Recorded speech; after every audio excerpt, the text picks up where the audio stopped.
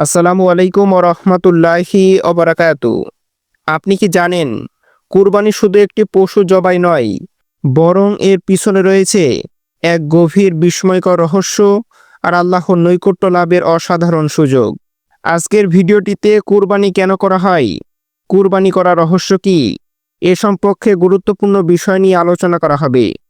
এবং অনেকে প্রশ্ন করেন, কুরবানির মাংস কি ফ্রিজে রেখে মাসের পর মাস খাওয়া যাবে কি? সম্পূর্ণ ভিডিওটি দেখার অনুরোধ করা হইল। কুরবানি শব্দটি এসেছে কুরব শব্দ থেকে, যার অর্থ নিকটবর্তী হওয়া, অর্থাৎ আল্লাহর কাছে নিজেকে আরও কাছাকাছি নিয়ে যাওয়াই কুরবানির মূল উদ্দেশ্য। প্রিয় দর্শক, কোরআনুল কারিমে বলা হয়েছে, আল্লাহর নিকট পশুর গোশত এবং রক্ত পৌঁছায় না, বরং তোমাদের তাকওয়া পৌঁছায়।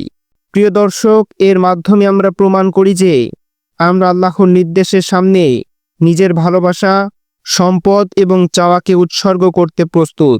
রাসূলুল্লাহ সাল্লাল্লাহু আলাইহি ওয়াসাল্লাম বলেছেন, কুরবানির দিনে মানুষের সবচাইতে প্রিয় কাজ হলো রক্ত ঝরানো। কিয়ামতের দিন সেই পশু তার শিং, খুর এবং লোম সহ নিয়ে আসা হবে।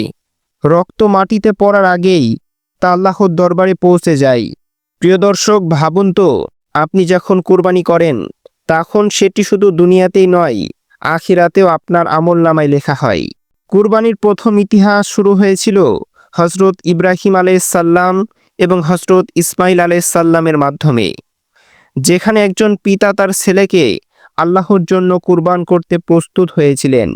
প্রতিটি পশুর প্রতিটি লোমের বিনিময়ে আল্লাহর নেকি দান করেন।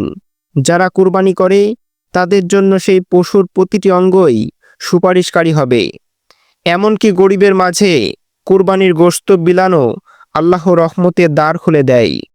প্রিয় দর্শক, এটা শুধু একটি উৎসব নয়, বরং আত্মত্যাগ, আল্লাহর প্রতি ভালোবাসা এবং মানব সেবার অনন্য উদাহরণ। প্রিয় দর্শক, এবার আপনি বলুন, এই বছর আপনি কি কুরবানির মাধ্যমে আল্লাহর নৈকট্য লাভ করতে প্রস্তুত?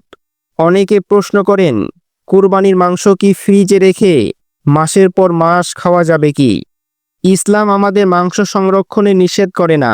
প্রথম দিকে সাহাবীরা 3 দিনের মধ্যে খেয়ে ফেলতেন, কিন্তু পরবর্তীতে নবী করিম সাল্লাল্লাহু আলাইহি ওয়াসাল্লাম নিজেই অনুমতি দিয়েছেন যে সংরক্ষণের জন্য। তাই আপনি চাইলে ফ্রিজে রেখে ধীরে ধীরে খেতে পারেন। শুধু লক্ষ্য রাখবেন যেন গরিব মিসকিনদের হক আদায় হয়। মাংস জমিয়ে রাখা হালাল, যদি তা অপচয় এবং কার্পণ্য না হয়। সুন্নাহ অনুযায়ী পরিমিত এবং সদয় মনোভাব আসল। সুন্নাহ অনুযায়ী পরিমিত এবং সদয় মনোভাবই আসল উদ্দেশ্য।